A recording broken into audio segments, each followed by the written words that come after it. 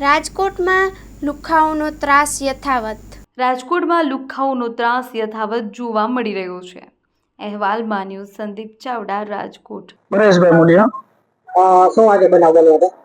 હું પરેશભાઈ મુલિયા, પ્રજાપતિ યુવાની તંત્રી છે. આજે અમારી સાથે એવો બનાવ બન્યો કે હું ઘરે સૂતો હતો અને બારે મોટેથી બાજવાનો અવાજ સંભળાણો મને અને અભદ્ર વર્તન થતું હતું કોઈ સાથે.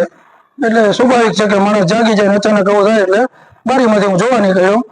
બારીમાંથી જોતા મને એવું દેખાણું કે 15-20 લોકો મોટા અવાજે અંદર બાજતા હોય ને ગાળી ગલોચ કરતા હતા એમ.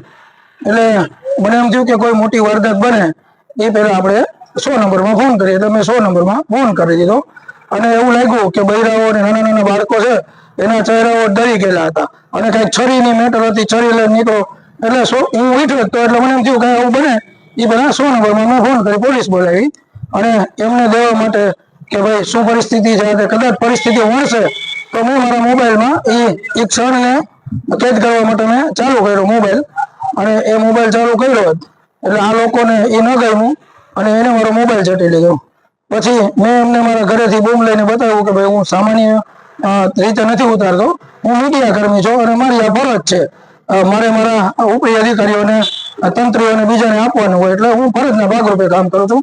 તો એ બૂમ બતાવો કે તે બૂમે ચટી લીધી અને મારી સાથે ગેરગલોચ કરી, ઝપાઝપી કરી, ઝપાઝપી કરી, હુમલો જ કર્યો કહેવાય. એ તો બરાબર છે. એટલે આપણી તો આવું સાથે ક્યારે બને અને હું એને શાંતિથી એને મેં કીધું ઓકે હું એક બાજુ જતો રહ્યો. પણ આ સમગ્ર દ્રશ્ય મારી દીકરી નાનકડી છે એને ડરી ગઈ હતી અને એને ખબર હોય કે આવું થાય તો પપ્પા વિડીયો ઉતારતા હોય તો એને એના મોબાઈલનો વિડીયો ચાલુ કર્યો. તો એનો વિડીયો જોઈ જતા એ લોકો અમારા ઘરની અંદર આવી અને મારા મિસિસનો મોબાઈલ ચટી લીધો અને મારો મોબાઈલ, મારી બોનને મારા મિસિસનો મોબાઈલ ચટી લીધો. પછી લોકોની સમજૂતીથી અને પોલીસ આવે મને એને બધું ત્યારે પાછું આપી દીધું હતું. પણ મારું કહેવાનું એ હતું કે હું તો તંત્રી છું, મારે ફિલ્ડમાં કામ નથી કરવાનું હતું અને જે લોકો ફિલ્ડમાં પત્રકારો કામ કરે છે એની ઉપર કેવી પરિસ્થિતિ થતી હશે અને આજુબાજુના જે લોકો ઓળખે છે એ હતા એટલે એ બધાએ કીધું ભાઈ પરેશભાઈ સીધા માણસ છે, તમે એને કાંઈ ના કહેતા.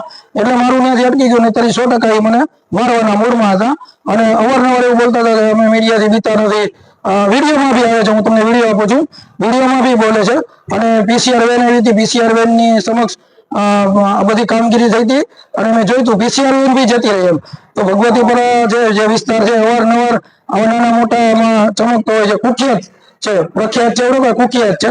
તો આવા ભગવતીપુરામાં સામાન્ય લોકોની સાથે શું થતું હશે એ બરાબર સમજી શકે એટલે વિડીયોના માધ્યમથી જોઈ શકશો. આપની શું માંગ છે?